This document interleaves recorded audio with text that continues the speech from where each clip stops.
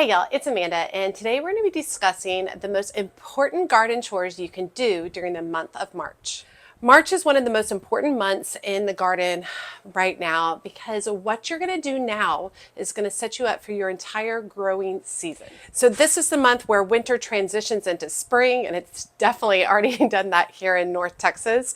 And there are a few key things that make the difference between a chaotic garden and a productive one. So today I'm walking you through the most important gardening chores that I like to do in March if you garden in zone 8. Now, if you garden in a cooler zone, these can just be shifted out according to your last frost date. All of these chores are relevant for all of the zones. It just depends on when your last frost date as to whether to start these or not. So why March matters so much. March is the bridge between seasons. It is the end of winter and the very early signs of spring. It's a great transition time of year. Here in zone 8, soil begins warming. Perennials begin waking up, and mine are already awake. Cool season flowers are thriving, and warm season planting begins. But timing does matter, and March is when preparation turns into action. So we're going to go over all these tasks, and if you do these tasks now, your garden will feel manageable later on. Plants establish faster, and spring planting becomes much easier. And this is typically the time of the year where I start to feel incredibly overwhelmed. And so this is why I wanted to really touch on these tasks. So if you feel overwhelmed going into the spring, you can go ahead and get these knocked out and have everything much more manageable once it's time to plant. All right, so number one on my chores list is cutting back perennials. And this is one of my favorite therapeutic things to do. I love to prune. It's wonderful. Many perennials look rough by the end of March, so it's an excellent time to cut them back. Examples of plants to cut back: salvia, autumn sage, Russian sage, ornamental grasses, bee balm, coreopsis, yarrow. Those are all really great perennials in our area, and now is a great time to trim those back. All right, what you're looking for to know when to start pruning these perennials back. You're looking for new growth emerging at the base, and you're looking for those dead brown stems that are left over from the winter. So if you see fresh growth at the base of your perennial, it's time to clean up the old growth and give it a fresh start. So how do we cut back perennials? This is pretty simple, but just to touch on it a little bit for those of you who might be new, you want to cut stems 2 to 4 inches above the crown or above the base of the plant.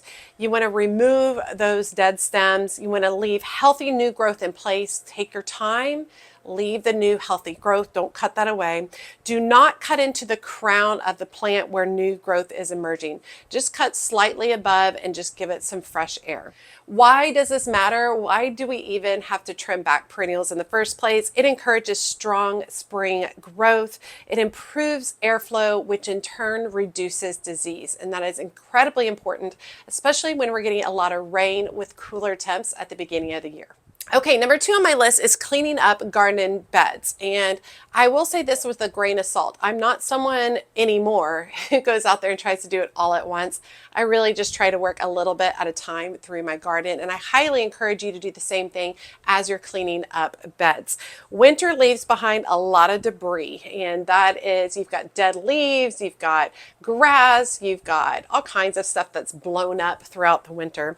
So March cleanups of garden beds includes removing dead stems, clearing fallen leaves, remove spent annuals that are left over from late summer or into fall and winter, and pulling those early weeds, which is incredibly important. March cleanup is not about perfection. It's about giving plants space to grow.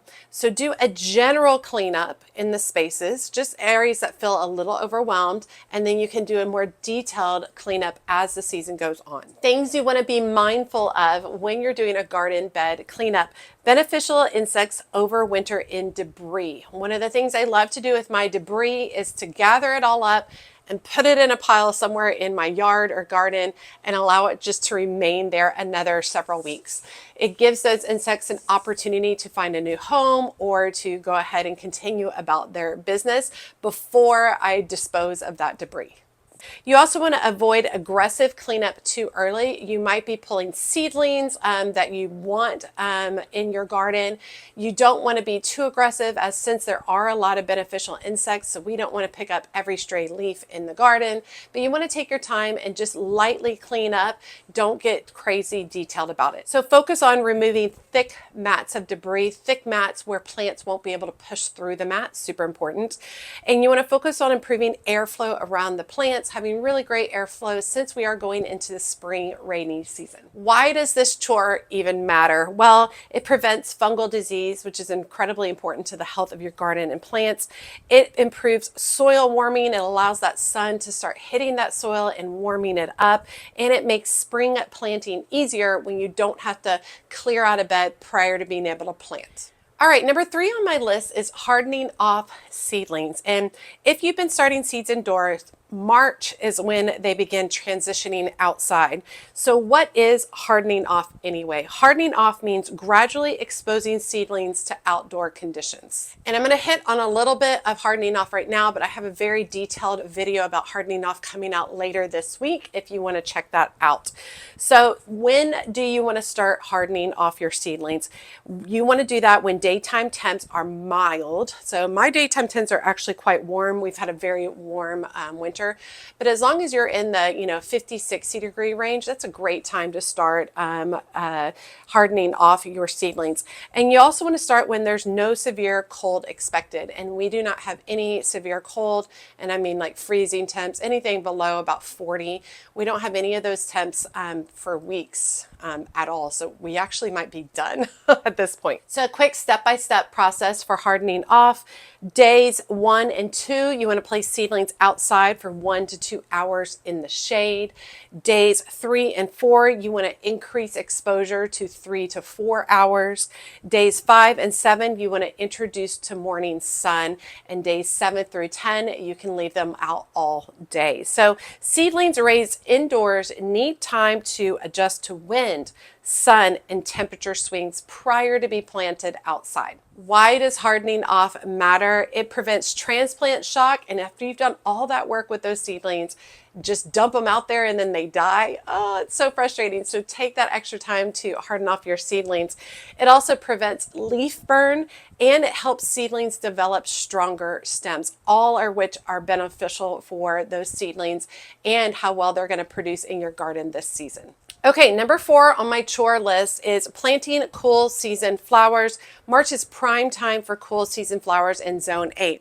Now, when I talk about planting these, I mean planting these as transplants. It's already too late to be planting these cool season flowers with seeds. We're already past that point. So what I'm talking about is absolutely transplants, whether you started them inside yourself or whether you're picking them up from the nursery. Examples of cool season flowers that you can plant: snapdragons, sweet peas, calendula, larkspur, nigella, dianthus, and stalk. So these flowers thrive in cool nights and mild spring temperatures. They love when it drops down to the 40s and the 50s at nighttime. They absolutely love that time. These are the flowers that actually love the spring weather by far the most. So why plant these now? They bloom before summer heat arrives. These are definitely ones that are going to die off by the heat. So you want to get them started earlier and planted out earlier in the spring. They extend your spring garden just a little bit further because they bridge that time of late spring into summer, and many attract early pollinators, which is always beneficial for your garden. A few planting tips for these cool season flowers: choose full sun, especially in early spring, as we can get some cooler temps that might be a little low for those, but if they're in the sun, they will stay warmer.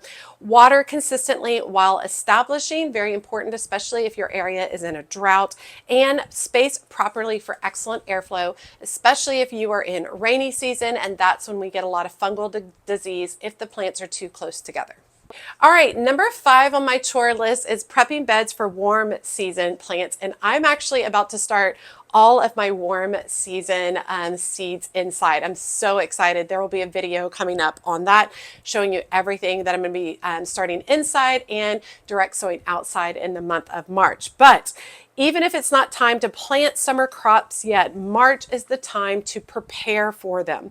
Warm season plants that you might be preparing for include tomatoes, peppers, zinnias, sunflowers, basil, celosia, and now is the time to go ahead and get prepped for those. So a few preparation tasks when working on your garden beds. You want to improve soil, so you want to add compost, organic matter, or slow release fertilizer. I've been definitely relying much heavier on compost this year as opposed to my slow release fertilizer. It's more cost effective, and I think it will do a better job building my soil over time. Another preparation task is to loosen the soil, break up compacted soil to improve root growth. A lot of times, especially for raised beds, you'll get about that 1/2 inch of compacted soil right on the top layer of the soil, so you can go through and break that apart with your hands. I actually worked in several garden beds this past week, and I was planting bulbs in a new area, and the soil was very compacted. So I used my big gardening fork that's about 1 foot deep, and I used that to break up and loosen, especially that clay soil, so that I could add in some organic material. And then one more preparation task is to plan your layout for your beds. Decide where plants will go before planting time arrives. And that is super important. And I'm just turning over real quickly to some of mine. I like to draw out my beds and then mark where I want them. And then basically this one that I just happened to flip through is my diagram for late spring to summer. So May to August, this is what I would have in those beds. But I have them for all times of the year, the same setup, so that I can see where to put everything depending on the time of the year. Really great way to maximize your productivity within your garden. Preparation now makes spring planting effortless and so much more enjoyable as opposed to just being overwhelmed. Okay, number 6 on my tasks list is to check your irrigation and water. This is so important. I've already been making repairs to mine as I began turning on my irrigation for the season. Before summer heat arrives, you want to check your irrigation lines, make sure everything's functioning correctly. You want to check your drip emitters. I had a few that were busted and were leaking, so you want to get those replaced. You want to check your hose connections. I had several hose connections that are struggling, so I am going back and adding plumber's tape and reconnecting them for a more secure connection. And you want to check your sprinkler coverage. Make sure that your sprinkler heads have not gotten knocked around during the winter and are spraying the wrong direction. So run your sprinklers, make sure that all the areas of your garden or your lawn are getting covered if they need to be. The best time to fix irrigation problems is before the plants are depending on it. It feels very frantic if you have to fix an irrigation problem in the heat of the summer. So take your time in this early springtime, run all those irrigations, walk through it, make notes, and make those fixes as needed. This prevents stress later when the temperatures are incredibly high. It's just the worst when you have to fix irrigation when the plants are desperate for water. Okay, and then number 7 on my chore list for March is watch for early spring pests. And this is incredibly important. Observation is by far the best tool you have to help within your garden. And going out and observing your garden on a daily basis and checking for these early spring pests will save you a lot of time in the future. March is when some pests begin appearing, specifically aphids. We have a lot of those show up. Last spring, we had a really dry spring, and we had spider mites really early on in spring showing up. A couple of other examples, you'll see aphids, spider mites, and early caterpillars that will be chomping on your crops. Early detection matters. That early detection allows you to handle the problem before it gets out of control. So spring pests are easier to control when populations are small. So if you're able to get a grasp on them early, it's going to make your life so much easier. So you want to observe and regularly inspect any new growth on any plants, checking to see what's going on with that new growth. That new growth is soft and supple, and it's what insects love. bugs. So that's most likely where they're going to start. And you also want to check the undersides of leaves. Look under a few leaves of each plant each day, checking to see if you see anything going on with it. And of course, if you do, then proceed as needed. Okay. So I wanted to just hit some of these so that you all would just be familiar with them and that you all could create your own list and really start focusing in on these things for the month of March in preparation for spring just coming in like a train. I'm so excited. If you focus on these few things in March, the rest of the gardening season becomes much easier. And I will say that spring can get really intense for gardeners. And I want you to know you're not the only one. I feel it as well. And these are my steps this year to make my life a little bit easier and my gardening more joyful. Okay, tell me what gardening tasks you're working on right now within your garden. Whether you have a foot of snow or whether you are already hitting 90 degrees, let me know what tasks you're doing in your garden right now. And if you are someone who is on a gardening journey and you would like to do that with some gardening friends, be sure to check out my Patreon community. The link is in the video description below. It's just a bunch of people who like to talk about gardening. There is a free tier you can join in under, and there is a paid tier called Certified Mad Gardeners. Certified Mad Gardeners get access to lives, and we are about to do our first live for March. I believe it's on Tuesday next week, maybe the, let's see, 8th. 9th, 10th, the 10th, March 10th.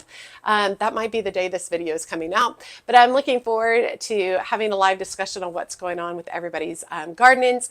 You also get access to exclusive videos only available on Patreon to Certified Mad Gardening patrons, as well as photo sharing, group chats, and direct messaging to me with any gardening questions you might have. All right, you all, as always, she's a mad gardener or a decorator or anything else that she wants to be. Thanks, y'all.